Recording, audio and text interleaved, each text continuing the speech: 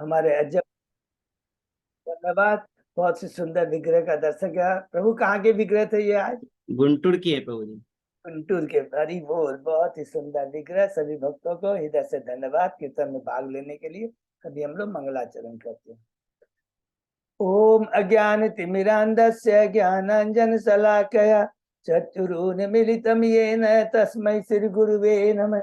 श्री चैतन्य मनोभीष्टं स्थापितं येन भूतले स्वयं रूप कदा मह्यं ददाति स्वपदान्तिकं।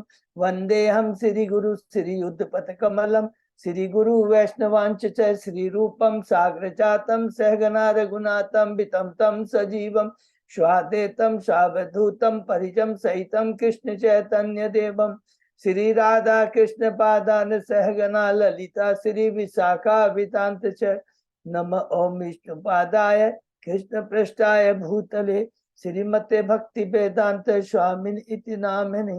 नमस्ते सारस्वती देवे गौरवाणी प्रचारिणे निर्विशेष शून्यवादी पाश्चात्य देश तारिणे। वांछा कल्पतरुभ्यश्च कृपा सिन्धुभ्येव च पतितानां पावनेभ्यो वैष्णवेभ्यो नमो नमः। नमो महावदान्याय कृष्ण प्रेम पदायते कृष्णाय कृष्ण चैतन्य नामने गौरत्विषे नमः। हे कृष्ण करुणा सिंधु दीनबंधु जगतपते गोपेश गोपिका कांत राधा कांत नमस्तुते।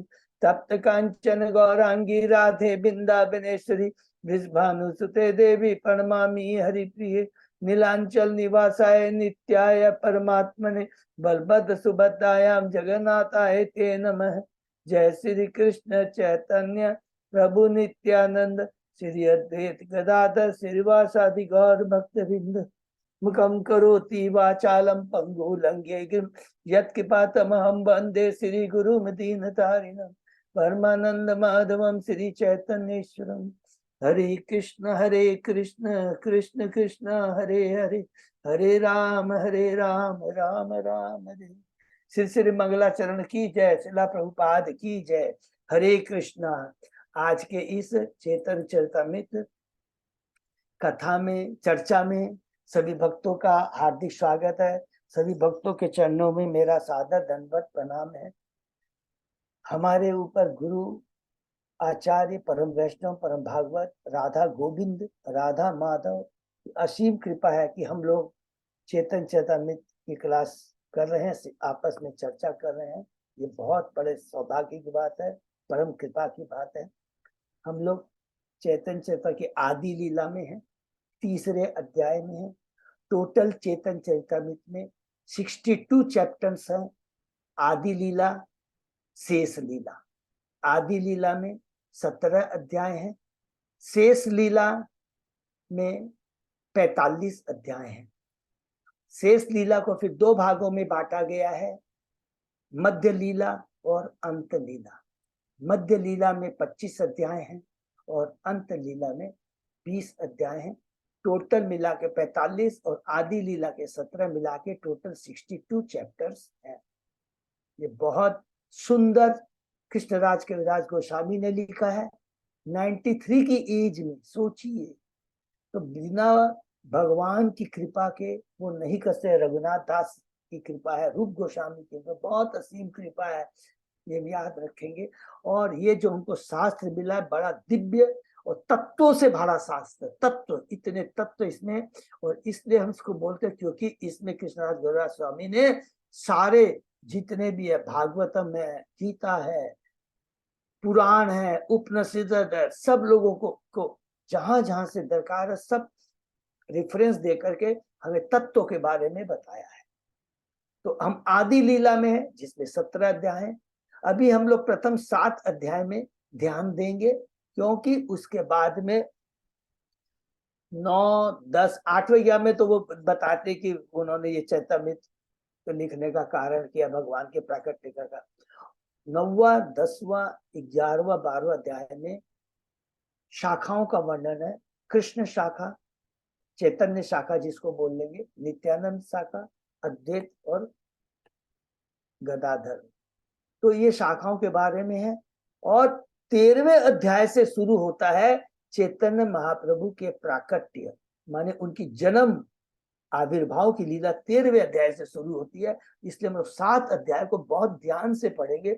बहुत बड़ी भगवान की कृपा है, विश्वास की। तो 7वें अध्याय में हम 2 अध्याय कंप्लीट कर चुके हैं।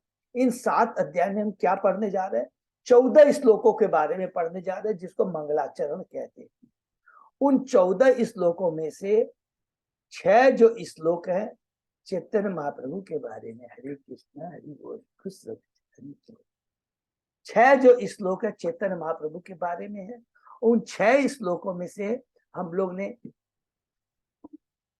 3 श्लोक कंप्लीट कर लिए, 3 श्लोक और बाकी है। उसमें से चौथा श्लोक हम लोग कर रहे हैं। और वो चौथा श्लोक कौन से अध्याय में? 3रे अध्याय में। और 3रा अध्याय किसके बारे में बता रहा है? चैतन्य महाप्रभु के प्राकट्य के बाह्य कारण।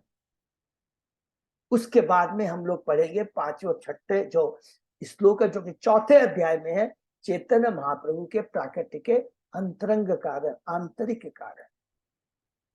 और इन 7 श्लोक 7 अध्याय के अंदर में 14 श्लोक के अंदर में किस चीज का वर्णन है? नमस्कार, वस्तु निर्देश और आशीर्वाद, ये याद रखें।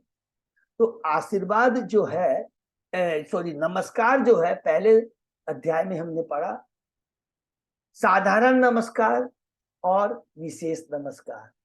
साधारण नमस्कार वो करते हैं किसको? 6 जन को करते हैं, गुरु, भक्त, ईश्वर, अवतार, भगवान के प्रकाश अंश, और लास्ट में अंतरंगा, उनकी शक्तियों के बारे में। और ये देखेंगे एक चीज हम लोग थोड़ा सा जस्ट डिस्कस करते करते ध्यान में आया, ये जो गुरु को देख के एक बार अलग कीजिए। गुरु को सबसे ज्यादा चैतन्य बाबू ने महत्व दिया है। बाकी ये जो 5 है जो पंच तत्व में आ रहे हैं,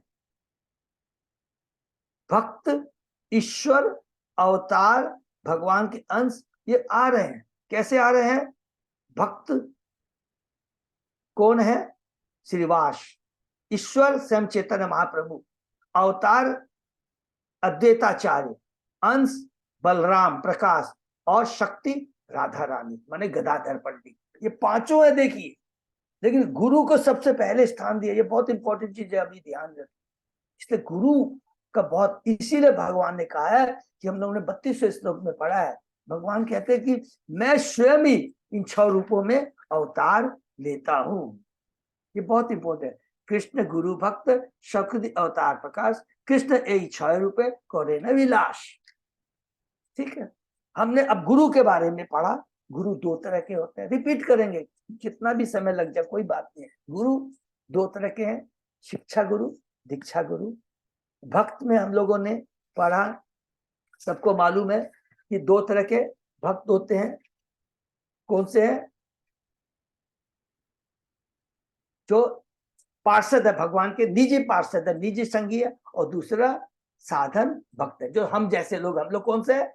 साधक भक्त, साधन करते हैं। हम लोग वैदी भक्ति में है, मेनली हम लोग वैदी भक्ति का कहेंगे, जो ऐश्वर्य भगवान के वैदी भक्ति करते हैं। और दूसरे निजी संगी पार्षद है, जो भगवान के। ठीक है ना। फिर उसको हम ईश्वर के अवतार के बारे में पढ़ा।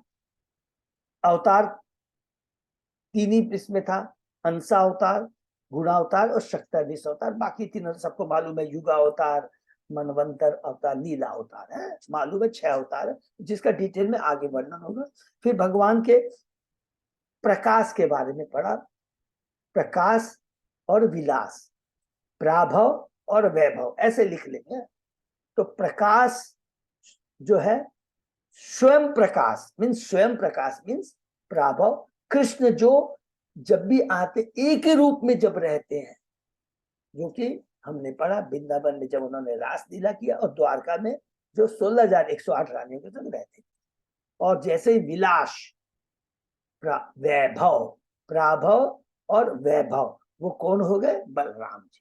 उसके बाद में हम लोग ने बहुत डिटेल में हम लोग पढ़ेंगे हैं कि ये विलास है, जो वैभव है, उसके अंदर में प्राभव वैभव होता है। उसके अंदर में जितने भी आप पढ़ेंगे, पुरुष अवतार, सारे अवतार आते हैं, वो बलराम के थ्रू ही आते हैं। ये एकदम बस याद रखें, माने बलराम तत्व तो बहुत इंपॉर्टेंट। उसके बाद में हम लोगों ने भगवान की शक्तियों के बारे में पढ़ा।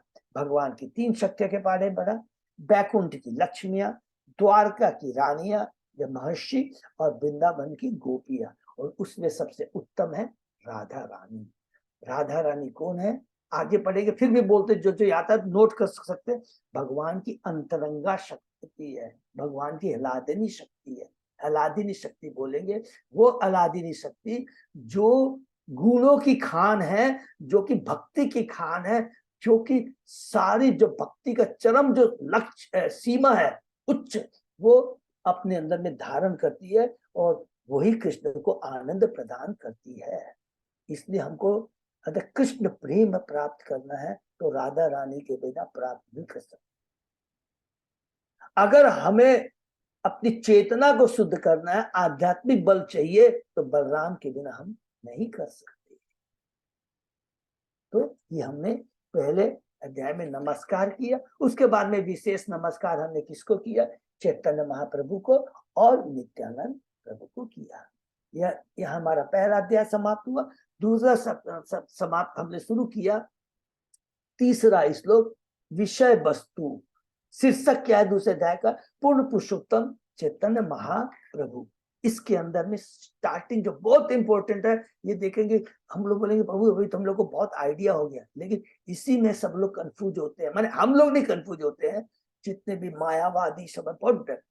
स्वयं कृष्ण 3 पहलुओं में अपने को प्रकट करते हैं, ब्रह्म, परमात्मा और भगवान। इसलिए श्लोक कौन सा कोट करेंगे हम लोग, वदंती तत्विदा तत्वम, पहले कैंटो के दूसरे अध्याय का 11वां श्लोक।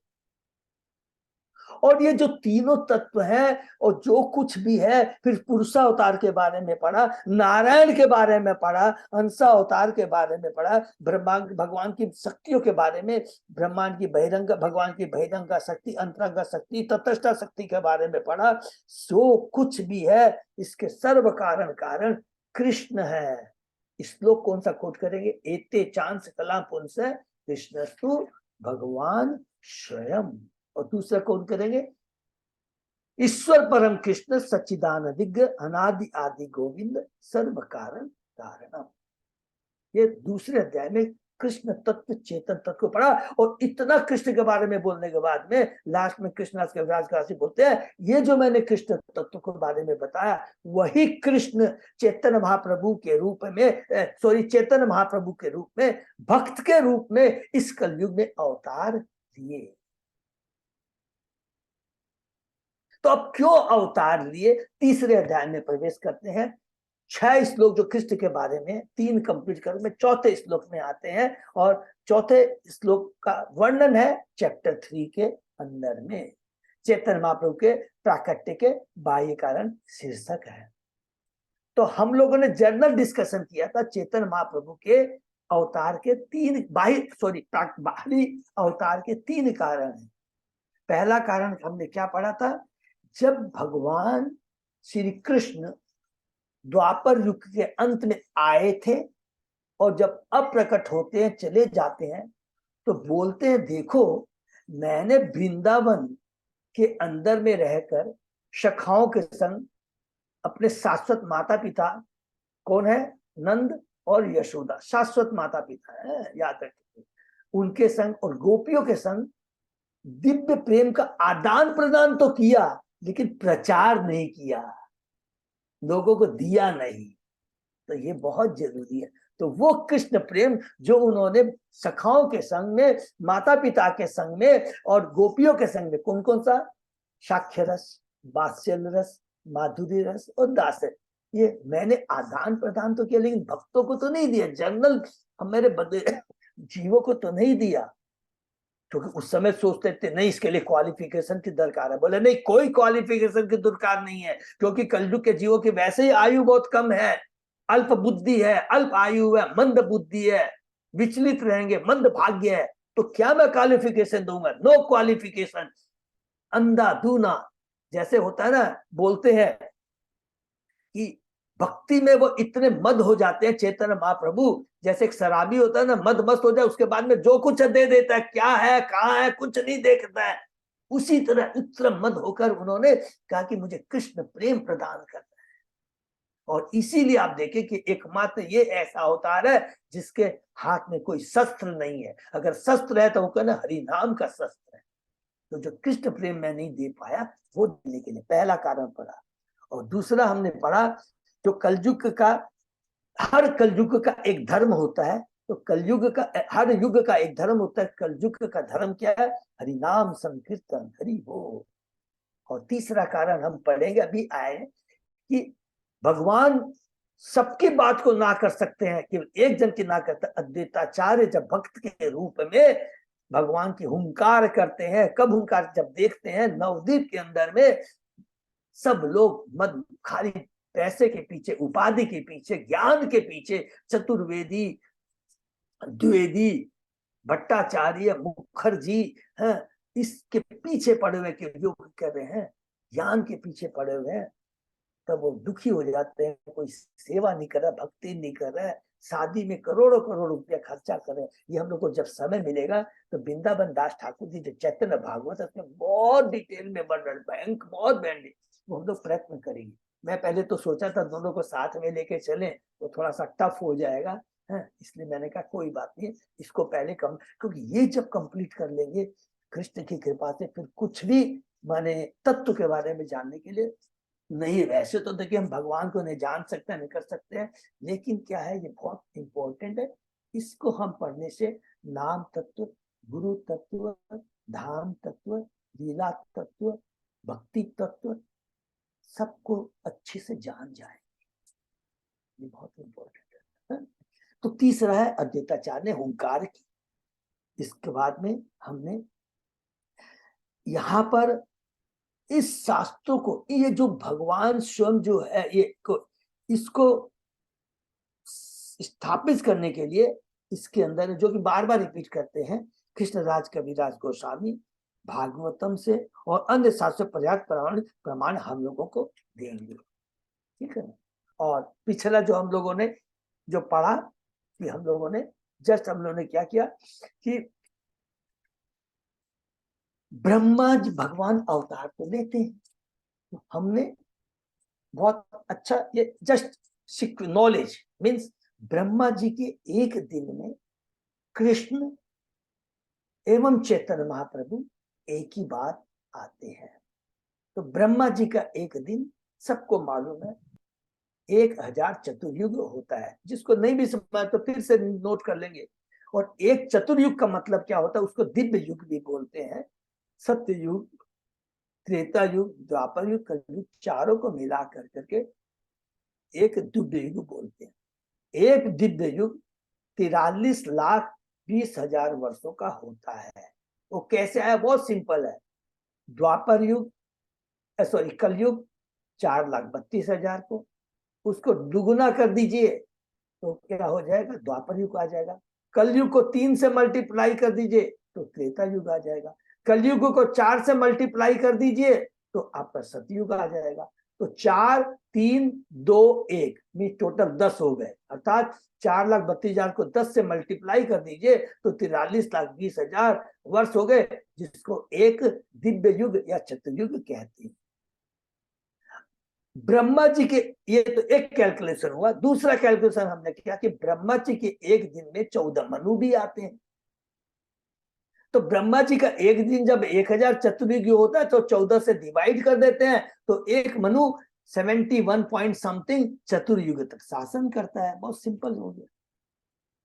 तो अब कौन से मनु काल में भगवान आते हैं, ये किस अंक में बताते हैं? जो वैवस्वत मनु कौन है? विश्वान के पुत्र है, उस काल में।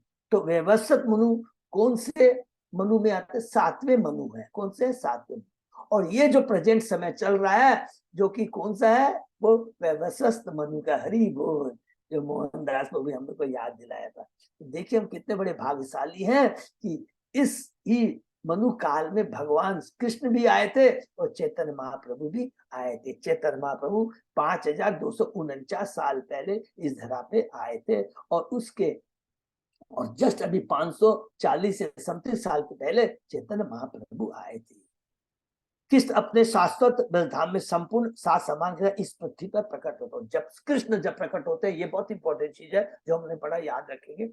सारे अपने साथ समाज सबको लेकर आते, अर्थात माता पिता सबको लेकर आते हैं, सारे अवतारों को भी अंदर अपने अंदर निहित करते हैं, तभी लीला करते हैं, जितने भी हो सबको लेके आते हैं। और ये साज समाज सारी व्यवस्था कौन करते हैं? भगवान की संधिनी शक्ति को धारण करने वाले कौन? बलराम जी। हरि बोल।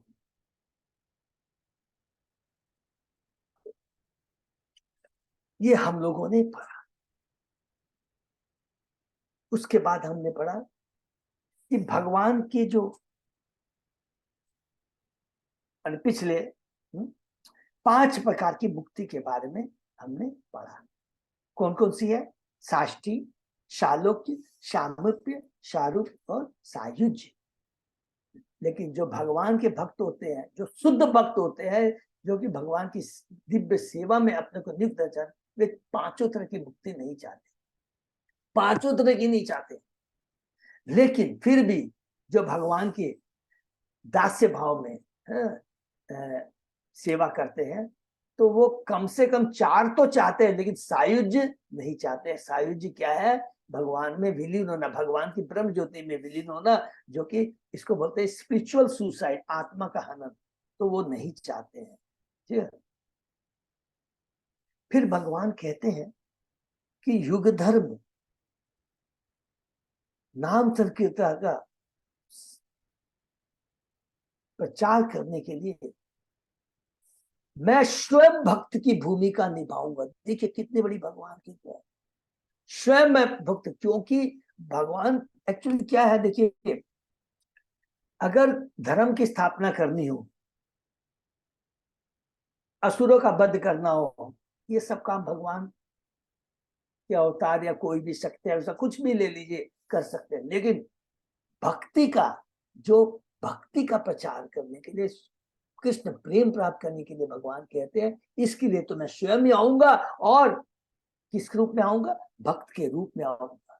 क्योंकि जब तक कोई स्वयं भक्ति का अभ्यास नहीं करता, तब तक वह दूसरों को शिक्षा नहीं दे सकता। हरि बोल। ये बहुत इंपॉर्टेंट श्लोक है, ये याद जो हमने पढ़ा था कि यहाँ पर कृष्णदास कविराज गोस्वामी चैतन्य महाप्रभु की वाणी के रूप में बताते हैं कि जो भक्ति है बड़ी परम है, उसको धारण करने सबसे पहले अपने को आचरण में लाना पड़ेगा। ये बहुत इंपॉर्टेंट है।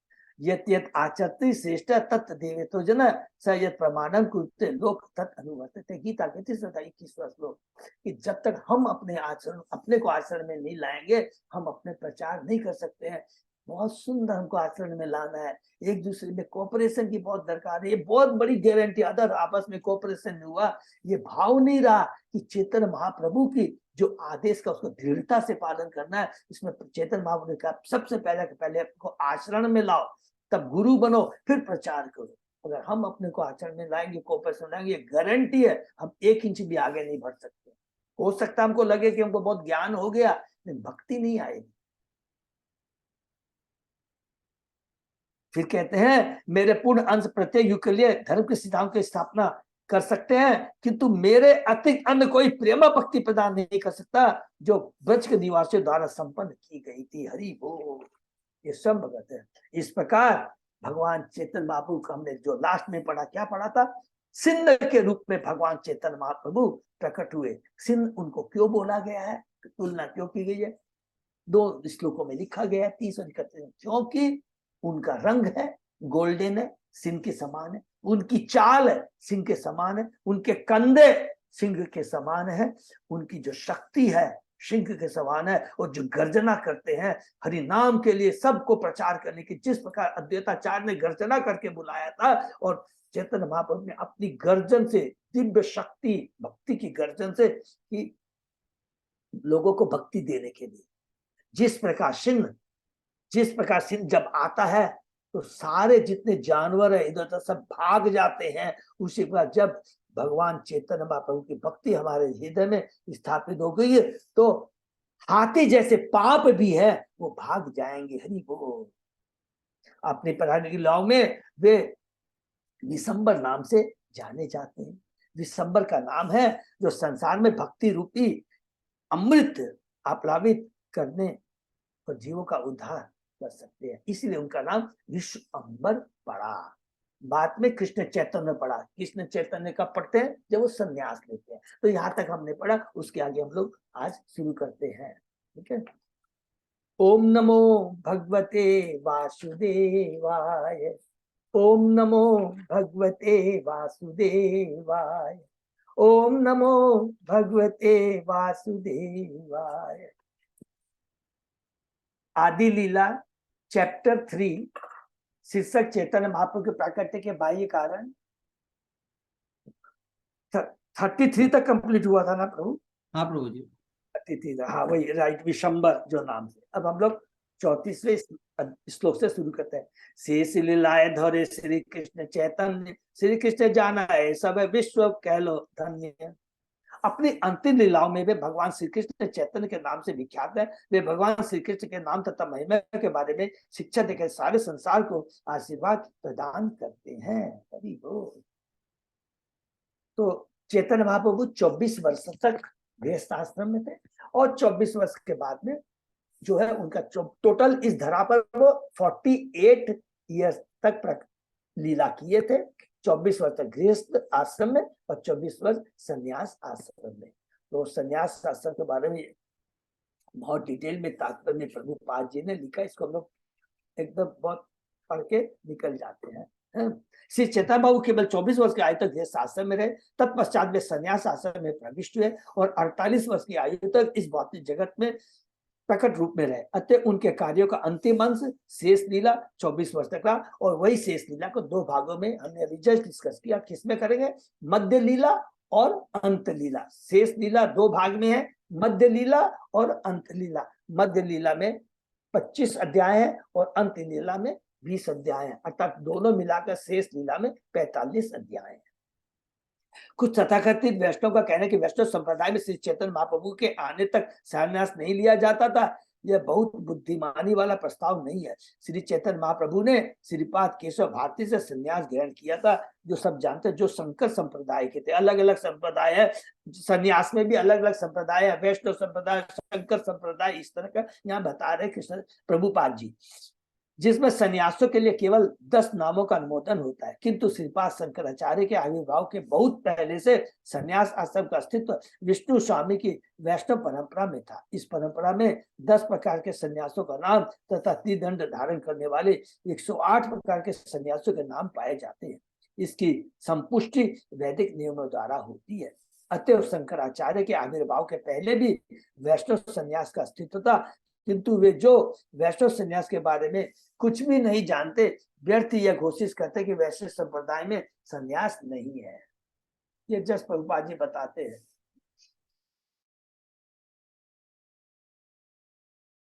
श्री चैतन्य लोग सोचते थे कि संन्यास केवल शंकराचार्य की परंपरा में ग्रहण किया जा सकता था। श्री चैतन्य महाप्रभु चाहते तो गृहस्थ बने रहकर भी प्रचार के कार्यों को संपन्न करते रहते, किंतु उन्होंने देखा कि गृहस्थ जीवन उनके उद्देश्य में बाधक है।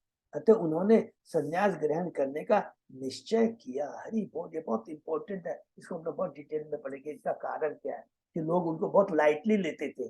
जब वो गृहस्थ जीवन में थे बहुत लाइटली लेते थे, तब उन्होंने इस चीज को ध्यान में रखा कि नहीं, कि लोग भक्ति में सीरियस हो जाए, उनका लोगों का आकर्षण उनके प्रति पड़े, तब उन्होंने संन्यास लिया।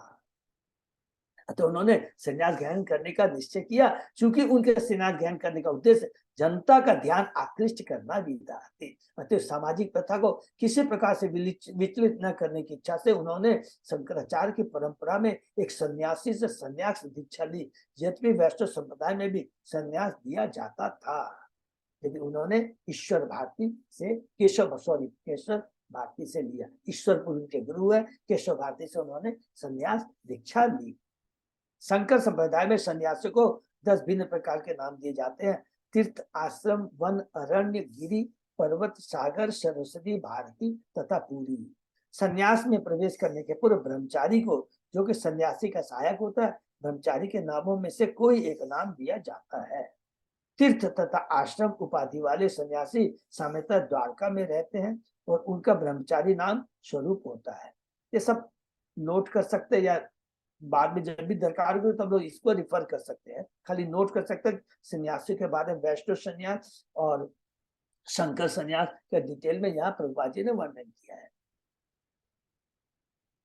तीर्थ तथा आश्रम उपाधि वाले सन्यासी सामान्यतः द्वारका में रहते हैं और उनका ब्रह्मचारी नाम स्वरूप होता है। वन तथा अरण्य नामक सन्यासी पुरुषोत्तम या जगन्नाथपुरी में रहते हैं और उनका ब्रह्मचारी नाम प्रकाश होता है। गिरी पर्वत तथा सागर उपाधि वाले सामान्यतः बद्रिकाश्रम में रहते हैं और उनका ब्रह्मचारी नाम आनंद होता है। और उसके बाद में लास्ट सरस्वती भारती तथा पूरी उपाधि वाले सामान्यतः दक्षिण भारत में श्रृंगेरी में रहते हैं और उनका ब्रह्मचारी नाम चैतन्य होता है। अर्थात चारों दिशाओं में हो गया, हरि बोल। 10 है चारों दिशा, पूरा पश्चिम उत्तर दक्षिण।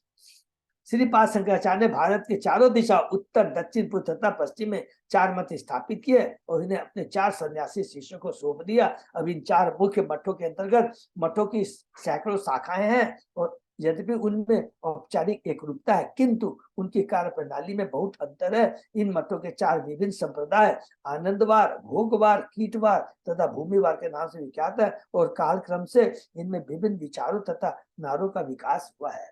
परंपरा के नियमानुसार शंकर संप्रदाय में संन्यास आश्रम में प्रवेश करने के इच्छुक व्यक्ति को पहले एक प्रामाणिक सन्यासी के अधीन ब्रह्मचारी के रूप में प्रशिक्षण लेना पड़ता है। ब्रह्मचारी का नाम उस समूह के अनुसार निश्चित होता है जिस समूह का वह सन्यासी होता है। श्री चैतन्य ने केशव भारती से सन्यास दीक्षा ली।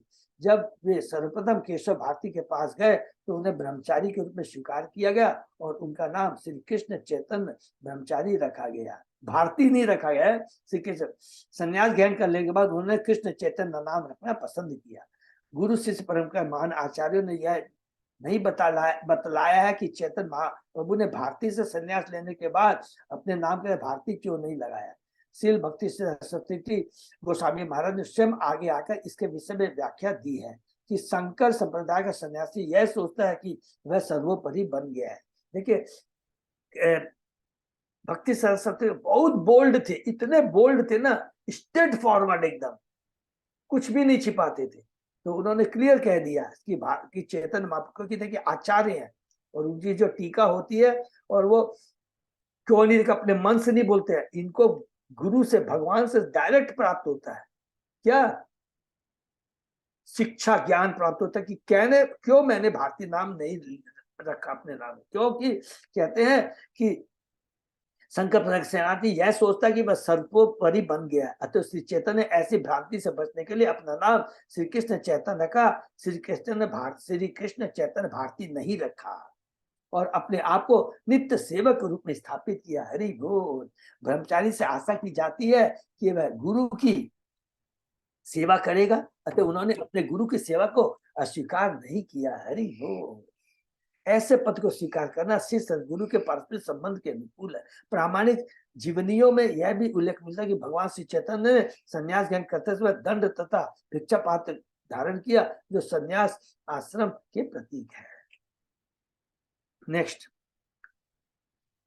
तार युगावतार जानी गर्ग महाशय कृष्ण न नाम करने कोरिया से निर्णय। हरि बोल। गर्ग मुनि है ने जो नाम उनको चैतन्य को कलयुग के अवतार जानकर ही गर्ग मुनि ने कृष्ण के नामकरण संस्कार के समय उनके आविर्भाव की भविष्यवाणी की थी। तो ये भागवतम गर्ग मुनि ने भागवतम में, ये फिर आगे हम लोग भागवतम से भी पढ़ेंगे, महाभारत से भी पढ़ेंगे, सब जगह ये प्रूफ रहेगा कि श्री चैतन्य बाबू स्वयं कृष्ण है, कलयुग में गोल्डन अवतार के रूप में आए हैं। आसन वर्णात्रेयो ही अस्य गृह तो अनुयुगम तनु शुक्ल रक्त तथा पीत इदानीम कृष्णताम गतः। भागवतम से आया है ये श्लोक। जब यह बालक कृष्ण विभिन्न युगों में प्रकट होता है तो उसके अन्य 3 रंग होते हैं, श्वेत, लाल तथा पीत। इस समय यह दिव्य श्याम कृष्ण रंग में प्रकट हुआ है।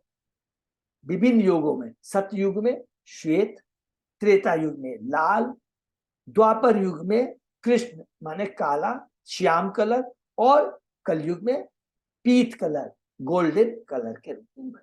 तो इस द्वापर युग में यह श्याम वर्ण में प्रकट हुआ है। यह श्लोक श्रीमद् भागवत से लिया गया है। शुक्ल रक्त पीत वन ए 3 धृति सत्य तेता कौली काले धोरन श्री प्रति श्वेत, लाल तथा पीत, ये 3 शारीरिक कांति है जिन्हें लक्ष्मी देवी के भगवान कृष्ण क्रमशः सत्य त्रेता कलयुग में धारण करते हैं, जो हम लोगों ने अभी डिस्कस किया। इदानीम इदानीम द्वापरेति योगे, इदानीम द्वापरेति हो हेला कृष्ण वर्ण, यही सब शास्त्र आगमन पुराणे मर्म।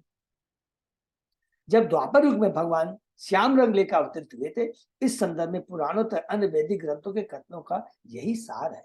द्वापरे भगवान श्याम पीतवास निजायुद्ध सिद्धिवस आदि भी अंके च लक्षणे उपलक्षित। द्वापर युग में भगवान कृष्ण वर्ण में प्रकट हुए। कृष्ण मीन्स श्याम वर्ण में प्रकट होते हैं। वे पीत वस्त्र धारण करते हैं, वे अपने आयुध माने हथियार लिए रहते हैं तथा कौस्तुभ मणि एवं सिरवस्त्र चिन्ह से अलंकृत रहते हैं। उनके लक्षणों का ऐसा वर्णन किया गया है। यह श्लोक फिर भागवतम से लिया गया 11:526 है। इसे राजा निमि से 9 राजयोगियों में सर्व प्रमुख संत करभाजन ने विभिन्न युगों में भगवान के विविध स्वरूपों के संबंध में बतलाते हुए कहा था। तो कैंटो 1:11 जब हम पढ़ेंगे, भगवान ऋषभ के जो 100 पुत्र हैं, उसमें से 9 पुत्र 9 यज्ञेंद्र बने। उस 9 यज्ञेंद्रों में से करभाजन सर्व प्रमुख यहाँ बताया गया है। 9 पुत्र 9 यज्ञेंद्र बने, उसमें से सबसे प्रमुख पुत्र है जिनका नाम है करभाजन। और ये करभाजन किसको बता रहे हैं? राजा निम्नि को बता रहे हैं। कली युगे युग धर्म नामेर प्रचार तथि लागी पीत वर्ण चैतन्य अवतार। कलयुग की धार्मिक विधि यह कि भगवान के पवित्र नाम की महिमाओं का प्रसार किया जाए। हरि बोल। केवल इसी उद्देश्य से भगवान पीत रंग के चेतन रूप में अवतरित हुए। हरि बोल। भगवान के पवित्र नाम का प्रचार करने गुणगान के लिए क्या है, कितनी बड़ी बात है। भगवान स्वयं आते हैं। फिर से रिपीट करते हैं, अगर किसी को मारना हो तो भगवान अपने धाम में बैठ करके 1 सेकंड में कर, जो सृष्टि कर सकता है, जो पालन कर सकता, संहार कर सकता है, एकमात्र है। इतने असंख्य ब्रह्मांडों की उनकी श्वास से असंख्य ब्रह्मांड निकलते हैं, वो कर सकते हैं। तो क्या समेट नहीं सकते? एक ऊपर बैठे। लेकिन क्या है, अगर किसी असुर को मारना है, भगवान अपने सत्यावेश अवतार को भेज सकते हैं। धर्म की स्थापना करनी है, शिला प्रभुपाद जैसे को भेज सकते हैं। भक्तों की रक्षा करने के लिए भगवान किसी को भी भेज सकते हैं। लेकिन भक्ति का आनंद लेने के लिए, भक्ति को प्रचार, हरि नाम का प्रचार करने के लिए ये काम भगवान किसी और को न देकर स्वयं आते हैं। चेतन महाप्रभु के रूप में, भक्त के रूप में आते हैं। कलयुग की धार्मिक दिया कि भगवान के नाम की महिमा को प्रचार किया। केवल इसी उद्देश्य से भगवान पीत रंग लेकर श्री चेतन महाप्रभु चेतन रूप में अवतरित हुए। इसलिए इसको अंडरलाइन कर ले, केवल इसी उद्देश्य से भगवान पीत रंग लेकर श्री चेतन महाप्रभु के अवतरित हुए। इस केवल इसी उद्देश्य से, बहुत इंपॉर्टेंट है। इस कलयुग में हर एक के लिए धर्म की व्यावहारिक विधि यही है कि वह ईश्वर के नाम का कीर्तन करे। इसका सूत्रपात इस युग में भगवान से चेतन ने किया। हरि बोल। भक्ति योग का शुभारंभ ही पवित्र नाम के कीर्तन से होता है। इसको भी अंडरलाइन करेंगे। हरे नाम हरे नाम हरे नाम केवलम। भक्ति योग का शुभारंभ ही पवित्र नाम कीर्तन से होता है, पवित्र नाम के कीर्तन से होता है, जिसकी पुष्टि मध्वाचार्य ने मुंडक उपनिषद में अपने भाषण में किया। उन्होंने नारायण संहिता के इस श्लोक का प्रमाण दिया था कि अलग अलग उपनिषद पुराण सब कृष्णा के विराज गोस्वामी ने यहाँ पर किया है। घर का पर तो नोट करके रख सकता है, धरवाई कोई द्वापरीये जनेर विष्णु पंचरात्रेतु केवले कलोतु नाम मात्रेण पूज्यते भगवान हरि। द्वापर युग में लोगों को भगवान विष्णु की पूजा नार पंचरात तथा अन्य ऐसे प्रामाणिक पुस्तकों के विधानों के द्वारा ही करनी चाहिए। किंतु कल युग में लोगों को चाहिए कि वे केवल पूर्ण पुस्तक भगवान के पवित्र नामों का कीर्तन करें। पूजा की विधि नारद पंचरात में, लेकिन हरि नाम संकीर्तन यह है कि केवल पुस्तक के पवित्र नामों का ही कीर्तन ही भक्ति का शुभारंभ, हरि नाम कीर्तन से भक्ति का शुभारंभ होता है। हरे कृष्ण मंत्र का उल्लेख कई उपनिषदों में विशेष रूप से किया गया है तथा कली संतरण उपनिषद में जहाँ यह कहा गया है हरे कृष्ण कृष्ण कृष्ण हरे हरे, हरे राम राम राम हरे। इति सोटकम नाम नाम कली कलि कलमस नाशनम नात पर तरोपाय सर्व वेदेषु हृदयेषु दृश्यते। समस्त वैदिक साहित्य में खोजने के बाद इस युग के लिए हरे कृष्ण के कीर्तन के से अधिक उत्कृष्ट अन्य कोई धर्म विधि नहीं मिलेगी। तप्त हेम समकांति प्रकांड शरीर नवमेध जी निकंठ ध्वनि ये गंभीर। उनके विस्तृत शरीर की कांति पिघले सोने के समान है। उनकी गंभीर वाणी नए उमड़े बादलों की गर्जना को परास्त करने वाली है। हरि बोल। दैर्य विस्तारे जय अपनार हाथ चारी हस्त होए महापुरुष विख्यात। जो व्यक्ति अपने हाथ से जो व्यक्ति अपने हाथ से 4 हाथ ऊंचा और इतना ही चौड़ा होता है वह महापुरुष कहलाता है। सिंध के समान चौड़ा और लंबा सिंध के महापुरुष कहलाता है। नय ग्रोध परिमंडल है तार नाम नय ग्रोध परिमंडल तनु चैतन्य गुण नाम। ऐसा व्यक्ति नव ग्रोध परिमंडल कहलाता है। समस्त सद्गुणों के मूर्ति मंत्र स्वरूप श्री चैतन्य बाबा का शरीर नव ग्रोध परिमंडल है, समस्त सद्गुणों से युक्त। ये शारीरिक लक्षण भगवान के अतिरिक्त जिन्होंने बद्ध जीवों को अपनी ही माया में लगा रखा है अन्य किसी पे नहीं पाए जाते। ये लक्षण निश्चय ही विष्णु के अवतार के सूचक है और किसी के नहीं।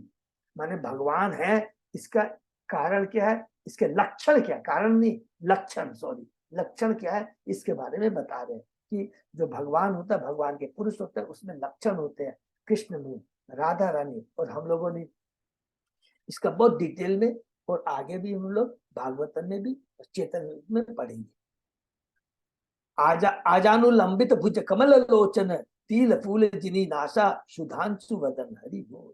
जिनकी भुजाएं इतनी लंबी है कि वे उनके घुटनों तक पहुंचती है, उनकी आंखें कमल के फूलों के सदृश, उनकी नासिका तिल के फूल और उनका मुखमंडल चंद्रमा के समान सुंदर है। चेतन महाप्रभु के बारे में। शांत दांत कृष्ण भक्त निष्ठा परायण भक्त वत्सल सुशील सर्वभूतेशम। वे शांत संयमित तथा भगवान श्री कृष्ण के दिव्य सेवा में निष्ठा परायण है। वे अपने भक्तों के प्रति स्नेहशील है, सुशील है और सारे जीवों पर समभाव रखने वाले हैं। चेतन महाप्रभु के गुण के बाद चंदेर अंगद बाला चंदन भूषण नित्य काले परि करें कृष्ण संकीर्तन। वे चंदन के बने कंगनों और बाजूबंदों से भूषित है और वे चंदन के लेप में मंडित है। वे श्री कृष्ण संकीर्तन में नृत्य करने के उद्देश्य से ये आभूषण धारण करते हैं। यही सब गुण लया मुनि वैषम्य पायन शास्त्र नाम के अलुतार नाम गणन। श्री चैतन्य के इन सारे गुणों को लिपिबद्ध करते हुए मुनि वैश्य पायन ने विष्णु सहस्त्र नाम में उनका नाम सम्मिलित कर लिया है। हरि बोल। दुई लीला चैतन्य आदि आर शेष दुई लीलाए चारी चारी नाम है विशेष। श्री चैतन्य की लीला के 2 विभाग है, आदि लीला तथा साइस लीला। इन दिनों लीला में उनके 4 नाम है। हरि बोल। आदि लीला में 4 नाम है और शेष लीला में 4 नाम है। हम लोग पढ़ेंगे इसे। सुवर्ण वर्ण हेम अंगो वरांग चंदन अंगदी संन्यास कृत समय शांते निष्ठा शांति परायण। अपनी आदि लीला में वो सुनहरे अंग वाले गृहस्थ के रूप में प्रकट होते हैं। उनके अंग प्रत्यंग सुंदर तथा उनका चंदन लेपित शरीर पिघले सोने जैसा लगता है। शेष लीला में वे संन्यास ग्रहण करते हैं और वे समभाव वाले तथा शांत रहते हैं। वे शांत तथा भक्ति के सर्वोच्च धाम है क्योंकि वे निर्विशेषवादी अभक्तों को चुप करा देते हैं। हरि बोल। जो मायावादी को कितना माने परास्त करते हैं, आगे हम लोग पढ़ेंगे प्रकाशानंद के बारे में। यह श्लोक महाभारत दान धर्म विष्णु सहस्त्र नाम श्लोक से लिया गया है। श्री बलदेव विद्याभूषण ने विष्णु सहस्त्र नाम की टीका नामार्थ सुधा नाम से की है, जिसमें इस श्लोक की व्याख्या करते हुए क्या बताया उन्होंने? उन्हें बताया कि उपनिषदों के परमात्मा श्री चैतन्य पूर्ण पुरुषोत्तम भगवान है। हरि बोल। वे व्याख्या करते हैं कि सुवर्ण वन का अर्थ है सुनहरा शरीर। वे यदा पश्यते रुकमवर्ण कर्तार मिशम पुरुषम ब्रह्म योनिम। मुंडक उपनिषद। वैदिक वैदिक निर्देश का भी प्रमाण देते हैं। रुक्म वर्ण करतारम ईशम पुण्य पुरुषोत्तम भगवान का सूचक है, जिनके शरीर का रंग पिघले सोने जैसा है। पुरुषोत्तम का अर्थ परमेश्वर और ब्रह्म योमिन सूचित करता है कि वे परम ब्रह्म भी है। यह प्रमाण भी यही सिद्ध करता है कि चैतन्य पूर्ण पुरुषोत्तम भगवान कृष्ण है। सुनहरे रंग वाले भगवान के वर्ण का सुंदर अर्थ यह भी कि श्री चैतन्य का व्यक्तित्व सोने के समान मोहक है। हरि बोल। श्री बलदेव विद्याभूषण ने वरांग शब्द का अर्थ अपूर्व सुंदर लिया। चैतन्य महाप्रभु के बारे में ऑलरेडी दूसरे अध्याय में हमने कहा कि वो स्वयं भगवान है। बहुत को यहाँ पर भी उनके लक्षणों के आधार पर, उनके रूप के आधार पर बताते कि वे स्वयं चैतन्य महाप्रभु भगवान है। श्री चैतन्य ने गृहस्थ जीवन त्याग कर अपने उद्देश्य का प्रचार करने के लिए संन्यास ग्रहण किया। उनमें कई दृष्टिकोण के समभाव है। पहला, वे भगवान के गुह्य सत्य का वर्णन करते हैं, और दूसरा, वे ज्ञान तथा कृष्ण के प्रति अनुरक्ति द्वारा हर एक को तुष्ट करते हैं। हरि बोल। वे शांत हैं क्योंकि वे उन सारे विषयों का परित्याग करते हैं जो कृष्ण की सेवा से संबंधित नहीं है। अनुकूलस्य संकल्प है, प्रतिकूलस्य वर्जनम। भक्ति विनोद ठाकुर बोलते हैं कि हमें भी, और उपदेशामृत में भी हमने पढ़ा है, भक्ति के अनुकूल जो चीज है उसे एक्सेप्ट करना है, और भक्ति के जो प्रतिकूल चीज है उसे रिजेक्ट करना है। श्री बलदेव विद्याभूषण ने बताया कि निष्ठा शब्द बताता है कि वे श्री कृष्ण के प्रति नाम के कीर्तन अत्यंत दृढ़ थे। श्री चैतन्य ने सारे भक्ति विरोधियों का, विशेषतया अद्वैतवादियों का, मायावादियों का दमन किया, जो वास्तव में परमेश्वर के साकार रूप के प्रतिकूल होते हैं। जो भगवान के साकार रूप को नकारते हैं उसके प्रति चैतन्य महाप्रभु मायावादियों के प्रति तो इतने ज्यादा क्रोधित थे। उन्होंने तो कहा मायावादियों का तो मुख भी नहीं देखना चाहिए, अगर मुख भूल से देख लिया तो जाकर गंगा में स्नान करना चाहिए। व्यक्ति को रे भागवते कहे बार बार, कलियुग धर्म नाम संकीर्तन सार। श्रीमद् भागवत में यह बारंबार स्पष्ट रूप से कहा गया कि कलयुग में धर्म का सार कृष्ण के पवित्र नाम का कीर्तन करना है। इति द्वापर उर विषय स्तुवंति जगदीश्वरम नाना तंत्र विधाने में कलावपी यथा श्रृणु। ये भी कैंटो भागवतम से है। हे राजन, इस प्रकार द्वापर युग के लोगों ने ब्रह्मांड के स्वामी की पूजा की। वे कलयुग में भी पूर्ण पुरुषोत्तम भगवान की पूजा शास्त्रोक्त विधि से करते हैं। कृपा करके इसे मुझसे सुने। ये करभाजन फिर वही निम्मी महाराज को बताते हैं। यह श्लोक संत करभाजन द्वारा श्रीमद् भागवत में कहा गया है।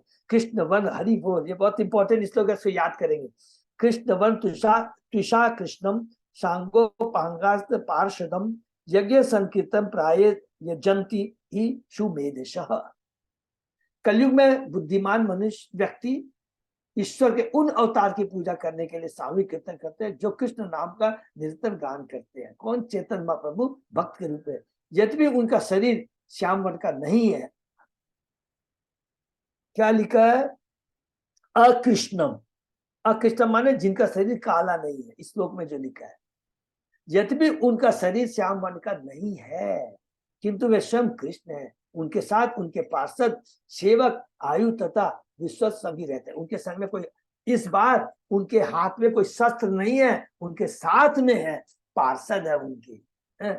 जय श्री कृष्ण चैतन्य प्रभु नित्यानंद श्री अद्वैत गदाधर श्रीवास और भक्तवृंद। ठीक है, जो अभी हमने पढ़ा है। ठीक है ना।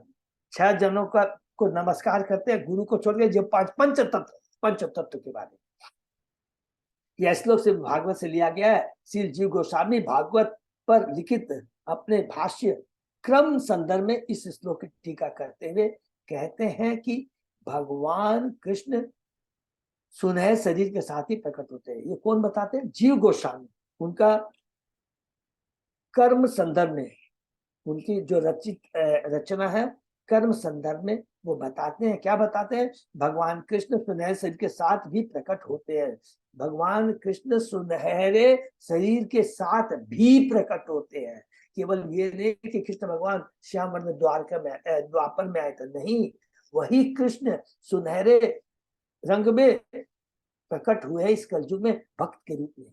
वे सुनहरे कृष्ण ही भगवान चैतन्य हैं, जिनकी पूजा इस युग में बुद्धिमान मनुष्यों द्वारा की जाती है। इसकी पुष्टि गर्ग मुनि द्वारा सिर्फ भागवत में की गई है, जो भी अभी हमने थोड़ी देर पहले पढ़ा है, जिन्होंने कहा कि यद्यपि बालक कृष्ण श्याम वर्ण के हैं, अभी जो कृष्ण है ये श्याम वर्ण का, किंतु वे अन्य 3 रंगों लाल श्वेत तथा पीत में भी प्रकट होते हैं। उन्होंने 10वें अध्याय के 8वां जो कैंटो 10 के जो 8वें अध्याय में हमने अभी पढ़ा है वो याद है। 10-8 श्लोक नंबर ध्यान नहीं आ रहा, 13 होगा, उसको भी नोट कर लेंगे। ये बहुत 3 नोट कर लेंगे कि 10-8 में है, फिर चेतन महाभारत में है दूसरा, तीसरा भी हमने पढ़ा कैंटो 10 के अंदर ही 11वें अध्याय में, ठीक है, श्लोक नंबर 11-5 11-5-32, ठीक है, ये बहुत इंपॉर्टेंट श्लोक है। उन्होंने श्वेत तथा लाल के शरीरों का प्रदर्शन क्रमशः सतयुग तथा त्रेता युग में किया। उन्होंने शेष रंग पीला सुनहरा को अब तब तक प्रदर्शित नहीं किया जब तक वे श्री चैतन्य महाप्रभु के रूप में प्रकट नहीं हुए। हरि बोल, जिन्हें गौर हरि नाम से जाने जाते हैं। श्री जीव गोस्वामी कृष्ण वर्णम की व्याख्या श्री कृष्ण चैतन्य के रूप में करते हैं। कृष्ण वर्ण तथा कृष्ण चैतन्य एक ही है। कृष्ण नाम भगवान कृष्ण तथा चैतन्य कृष्ण दोनों में आता है। हरि बोल। श्री चैतन्य महाप्रभु पूर्ण पुरुषोत्तम भगवान है, किंतु वे सदैव कृष्ण का गुणगान करने में लगे रहते हैं, क्योंकि वे भक्त के रूप में आए हैं और इस तरह उनके नाम तथा रूप का कीर्तन स्मरण करके दिव्य आनंद प्राप्त करते हैं। भगवान कृष्ण स्वयं चैतन्य महाप्रभु के रूप में सर्वोच्च उपदेश देने के लिए प्रकट होते हैं। सर्वोच्च उपदेश क्या है? हरिनाम, कृष्ण प्रेम देने के लिए आए। भगवान चैतन्य सदैव कृष्ण नाम का कीर्तन करते हैं और उसका वर्णन भी करते हैं। चूंकि वे स्वयं कृष्ण, अतः जो भी उनसे मिलेगा वह भी सदा कृष्ण के पवित्र नाम का कीर्तन करेगा और फिर अन्यों के सामने उसका वर्णन करेगा। वे मनुष्य में दिव्य कृष्ण भावना में भर देते हैं, जिससे कीर्तन करने वाला दिव्य आनंद में निमग्न हो जाता है। हरि बोल। इसलिए वे हर प्रकार से हर व्यक्ति के समक्ष प्रत्यक्ष या शब्द द्वारा कृष्ण के रूप में प्रकट होते हैं। केवल श्री चैतन्य का दर्शन करने से ही मनुष्य को तत्काल भगवान कृष्ण का स्मरण हो आता है। इसको अंडरलाइन कर लेंगे प्लीज। केवल श्री चैतन्य का दर्शन करने से मनुष्य को तत्काल भगवान कृष्ण का स्मरण हो आता है, क्योंकि केवल वो हरि नाम का संकीर्तन करता है। हरे कृष्ण कृष्ण कृष्ण हरे हरे, हरे राम राम राम हरे। अतः मनुष्य उन्हें विष्णु तत्व के रूप में स्वीकार कर सकता है। दूसरे शब्दों में श्री चैतन्य स्वयं भगवान कृष्ण है। सांगो पांगास्त्र पार्षद ने यह भी सूचित हो कि श्री चैतन्य भगवान कृष्ण है। उनका शरीर चंदन के आभूषणों एवं चंदन लेप से सदैव अलंकृत है। वे अपने अपूर्व सौंदर्य से अपने युग के सारे लोगों को वशीभूत करते हैं। अन्य अवतारों में भगवान ने कभी कभी असुरों को परास्त करने के लिए अस्त्रों का उपयोग किया, किंतु इस युग में भगवान अपने सर्व आकर्षक स्वरूप श्री चैतन्य महाप्रभु के रूप में उन्हें परास्त करते हैं। हरि बोल। श्री जीव गोस्वामी बताते हैं कि उनका सौंदर्य उनका अस्त्र या हथियार है, जिससे असुरों का दमन होता है। हरि बोल। असुरों का दमन होता है। हमारे अंदर में जितने भी असुर काम क्रोध लोभ मोह मत्सर, एकमात्र उनके दर्शन से, वही उनका सौंदर्य है, उनका जो मुख बिंद है वही अस्त्र है, जिससे हमारे हृदय में छिपे हुए काम क्रोध लोभ मत रूपी जो असुर है उनका नष्ट हो जाते हैं। चूंकि वे सर्व आकर्षक है, अतः यह समझना चाहिए कि सारे देवता उनके संगियों के रूप में उनके साथ साथ रहते थे। उनके कार्य असाधारण तथा उनके संगी अलौकिक थे। अब वे संकीर्तन आंदोलन का प्रचार कर रहे थे तब बंगाल तथा उड़ीसा का अनेक महान विद्वान तथा आचार्य उनके प्रति आकृष्ट हो गए। चैतन्य महाप्रभु सदैव अपने सर्वश्रेष्ठ पार्षदों तथा नित्यानंद अद्वैत गदाधर श्रीवास के साथ रहते हैं। यही उनके श्री जीव गोस्वामी वैदिक साहित्य से एक श्लोक प्रस्तुत करते हैं। कौन से? जीव गोस्वामी, जिसमें यह कहा गया कि यज्ञों के प्रदर्शन या उत्सव संपन्न करने की कोई आवश्यकता नहीं है। उनकी टीका है कि ऐसे बाह्य दिखावों में लगने के स्थान पर लोगों को जाति रंग वर्ण आदि का भेदभाव न करके चैतन्य महाप्रभु की पूजा करने के लिए एक साथ एकत्र होकर हरे कृष्ण कीर्तन करना चाहिए।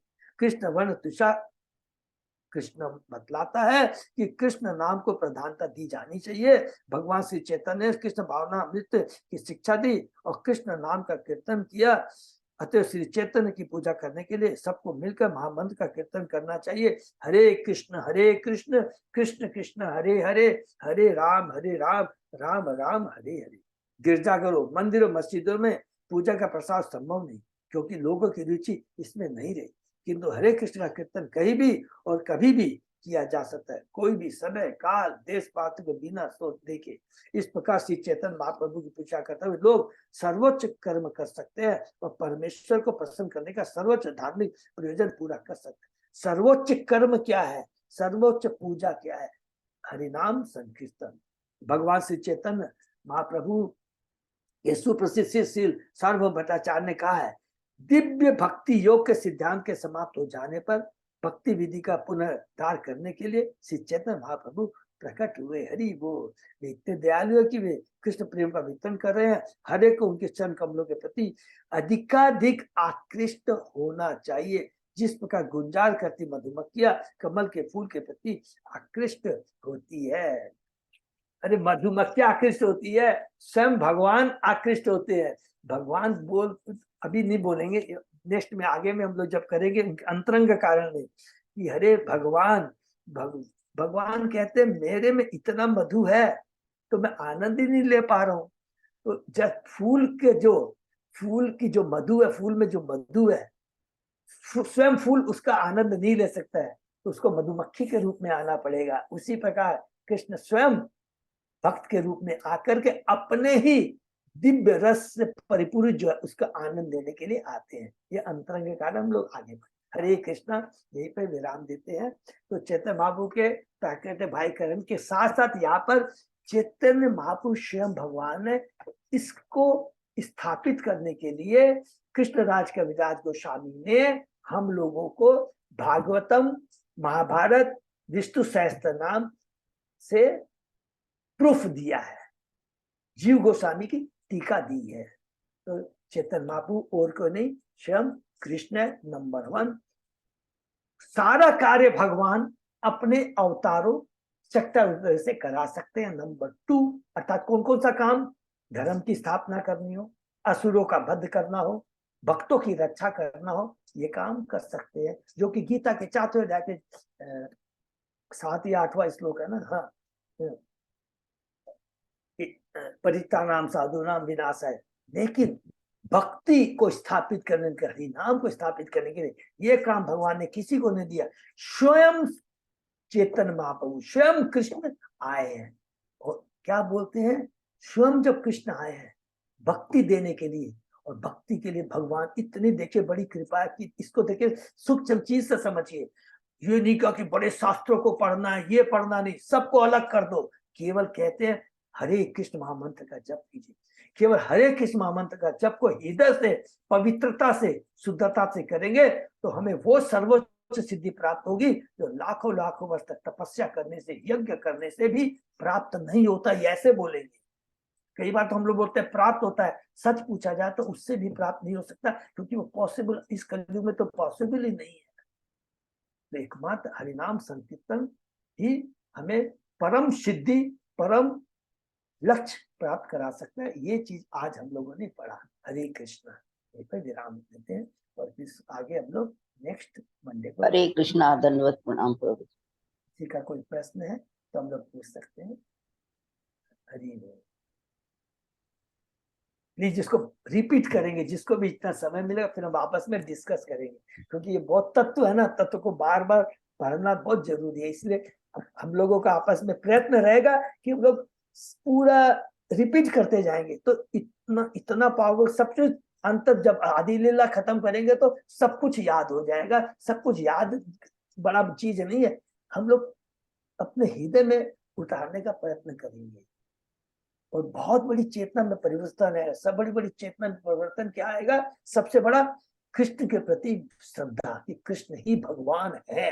अभी तक जितने भी पढ़ा है कृष्णराज कविराज गोस्वामी ने, सच पूछा जाए तो ये स्टेब्लिश करने के प्रयत्न किया है कि कृष्ण ही भगवान है, एकमात्र उन्हीं की पूजा करनी चाहिए, उनका साकार रूप है। आप ब्रह्म ज्योति परमात्मा भगवान वो सब कृष्ण ही है। जितने भी अवतार आते हैं कृष्ण से ही आते हैं। सृष्टि पालन संहार कृष्ण से ही होता है। सर्व कारण कारण कृष्ण ही है।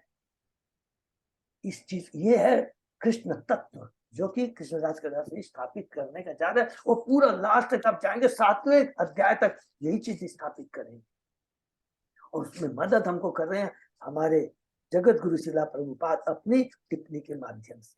कोई भी कंफ्यूजन कहीं नहीं रह जाएगा। Hare Krishna, thank you so much. Hare Krishna प्रभु जी, धन्यवाद, प्रणाम। प्रणाम माता जी। एक क्वेश्चन है कि बोलिए ना माता।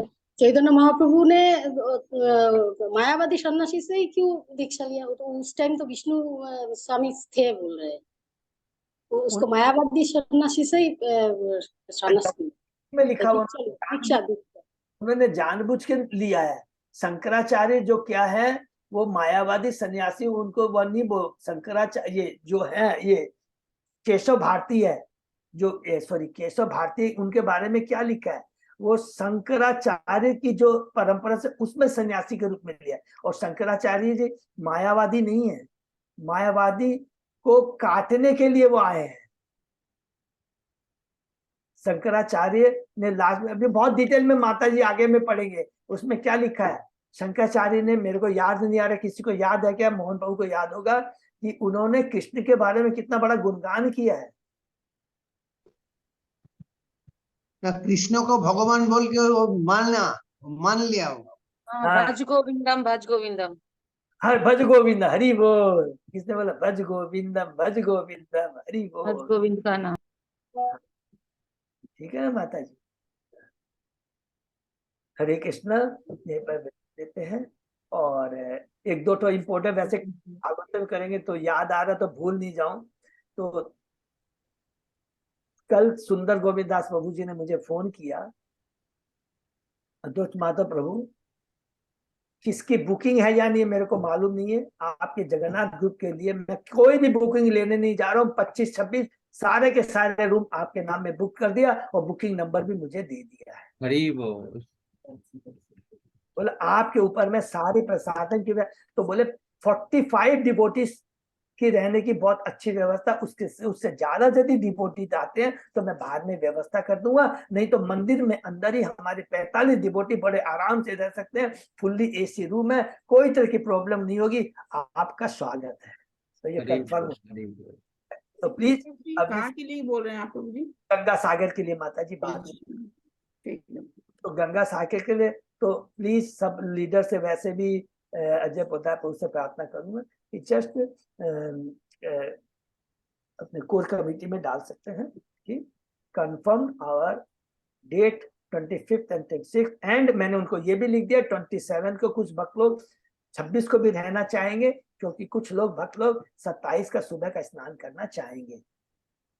ठीक है ना? तो बहुत अच्छा, बहुत अच्छी व्यवस्था, बहुत, और अपने को बहुत अच्छा मौका। एक तो देखिए कार्तिक महीना भी है, सारी वो व्यवस्था कर देंगे, और मेरे ख्याल से सब लोग बहुत आनंद का अनुभव करेंगे। तो थैंक यू सो मच। तो सब लोग प्रभु जी, और बहुत एडवांस में बताएंगे। प्लीज थोड़ा ये मत कीजिएगा, क्योंकि कोई कैंसिल करना, कभी ये करना, कभी ये, प्लीज थोड़ा हाथ जोड़ के प्रार्थना है, इससे थोड़ा बचिएगा। हाँ, कब गंगा सागर प्रोग्राम कब है प्रभु? मेरे को नहीं मालूम है कब का प्रोग्राम, कैसे क्या है, थोड़ा सा डिटेल, थोड़ा सा शॉर्ट में बता दीजिए। और 26 नवंबर को गंगा सागर हम लोग जाएंगे प्रभु। हाँ ठीक है। 25 तारीख को जाएंगे, शनिवार है 25 तारीख। रविवार चलता है। ठीक है, 26 को वहां 26 को शाम को पहुंच जाएंगे, और 25 को जितना जल्दी जब भी पहुंच जाएंगे तो वहां पर प्रभु दर्शन करा देंगे। फिर 26 तारीख को आप स्नान कीजिए, पूरा दर्शन कीजिए, वहां की लीलाओं के बारे में प्रभु बता देंगे।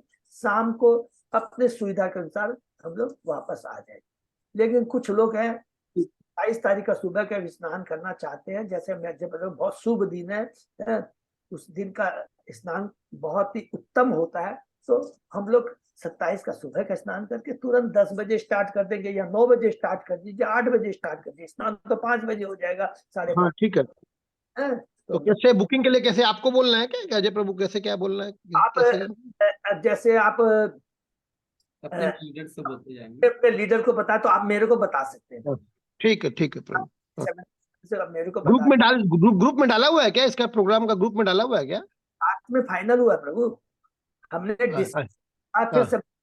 हम लोगों ने ठीक। कोर्ट मीटिंग में डिस्कस किया था, कि अपने कालिंदी बेस में हुआ था 10 ठीक दिन। है, ठीक ठीक। उस दिन हम लोगों ने डिसीजन लिया था, लेकिन चूंकि मेरी बात सुंदर गोविंदा प्रभु से नहीं हो पा रही थी, इसलिए कंफर्म नहीं कर पा रहे थे।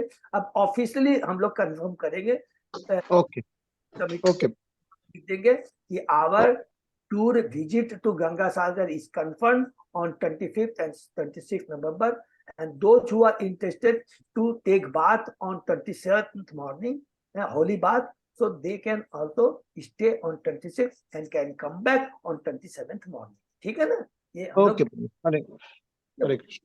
सब लोग दे देंगे। हरे कृष्ण प्रभु जी, इसका थोड़ा सा अमाउंट भी थोड़ा कंफर्म कर देंगे तो अच्छा रहेगा। बहुत अच्छा। दिन पूछ रहे थे प्रभु जी। तो ये भी बात इंपॉर्टेंट पॉइंट आपने कहा, तो ठीक है, मैं आज बात करके उनको बता दूं, हाँ? तो 2 दिन के रूम चार्जेज होंगे, क्योंकि ने बहुत अच्छा मेरे को कल दिया। बोले प्रभु आप 26 शाम को छोड़े या 27 को सुबह छोड़े, रूम तो आपका 2 डेज का ही लगेगा, तो 25-26 2 दिन के रूम चार्जेस लगेंगे, और आने जाने का जो बस भाड़ा है, और प्रसादन बहुत ज्यादा प्रभु जी थोड़ा रफली थोड़ा बता देंगे ना प्रभु जी, तो जरूर से माता जी, मैं पूछ के बता दूंगा, प्लीज बता दूं, ठीक है ना? हरे कृष्णा, यहीं पे विराम हरे दें। कृष्णा प्रभु जी, हरे कृष्णा, प्रभु जी दंडवत प्रणाम। हरे कृष्णा। हरे कृष्णा। और दास प्रभु बोलिए हाँ प्रभु। प्रभु जी, मैं वो माता जी का प्रश्न पूरा ठीक से सुन नहीं पाया। तो शंकराचार्य के बारे में ऐसा है कि वो शिव जी के अवतार हैं।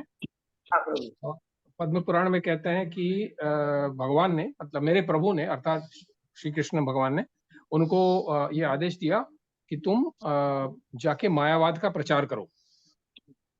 तो ये ऐसा हुआ कि पहले तो भगवान बुद्ध के रूप में आए, बुद्ध अवतार, और उस समय लोग वेदों के नाम पर बहुत पशु बलि कर रहे थे। उसको बंद करने के लिए बुद्ध अवतार में उन्होंने सबको पशु बलि का मना किया। तो लोगों ने जब पूछा कि वेद में तो ऐसा लिखा है, तो उन्होंने कहा वेद को भी मत मानो। इसलिए महाप्रभु कहते हैं कि वेद ना मानिया बौद्धो होइलो नास्तिक। तो वेद नहीं मानते हैं बौद्ध।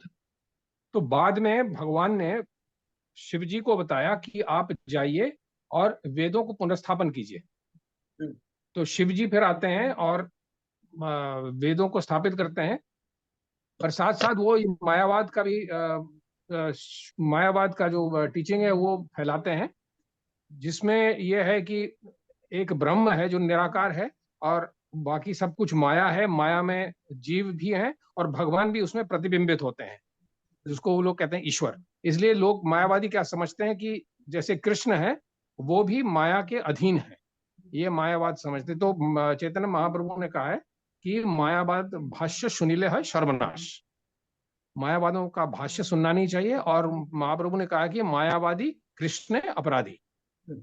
तो वैसे देखने में ऐसा लगता है कि शंकराचार्य भी कृष्ण के विरोधी थे, लेकिन वो थे नहीं। उन्होंने वो भज गोविंदम का श्लोक दिया है, भज गोविंदम भज गोविंदम गोविंदम भज मूढ़मते संप्राप्ते सन्निहिते काले नहीं नहीं दुक्रिण करने। वो जब बनारस गए थे, उन्होंने देखा एक जो पंडित है वो बड़ी ऊंची आवाज में शास्त्रों के बारे में कह रहा था। तो शंकराचार्य ने फिर ये श्लोक लिखा कि तेरा जाने का समय आ रहा है, तू गोविंद का नाम ले, और तेरा जो ये ज्ञान और पांडित्य जो है ना, मरने के समय कोई काम नहीं आएगा। तो उनके जो अनुयायी हैं वो तो ये सब ज्यादा नहीं मानते हैं। वो कहते हैं कि ब्रह्म निराकार है इत्यादि। लेकिन शंकराचार्य ने वैसे तो सिखा कर वो गए हैं कि गोविंद ही सब कुछ है। और शंकराचार्य ये भी कहते हैं कि नारायण परो व्यक्ता, कि नारायण के ऊपर और कोई नहीं है। तो ये है शिवजी ने जो किया है वो भगवान के आदेश से ही किया है। लेकिन चैतन्य महाप्रभु ने हमको सावधान होने का कहा है कि हमको मायावादी दर्शन सुनना ही नहीं है, मायावादियों के साथ हमको मिलना नहीं है। अगर प्रभुपाद ने कहा है कि मायावादी से मिलोगे तो बस नमस्कार करो, लेकिन उनसे उनका संग मत करो। हरि बोल। हरे कृष्ण। ये जो थोड़ा बहुत मैं जानता हूँ। बहुत धन्यवाद प्रभु। इंद्राणी माता जी, सब लोग सुन रहे, बहुत बहुत धन्यवाद प्रभु को, हृदय से धन्यवाद। प्रभु ने बहुत डिटेल में हमने शंकराचार्य के बारे में बताया कि स्वयं भगवान ने शंकर भगवान को आदेश दिया था। ठीक है ना? हरे कृष्णा, बहुत बहुत धन्यवाद प्रभु। यही बता देते हैं, फिर हम लोग नेक्स्ट मंडे को मिलते हैं। हरे कृष्ण। श्री भक्तों को बहुत धन्यवाद। आज का सेशन यहीं विराम देते हैं, फिर सोमवार को वापस आते हैं।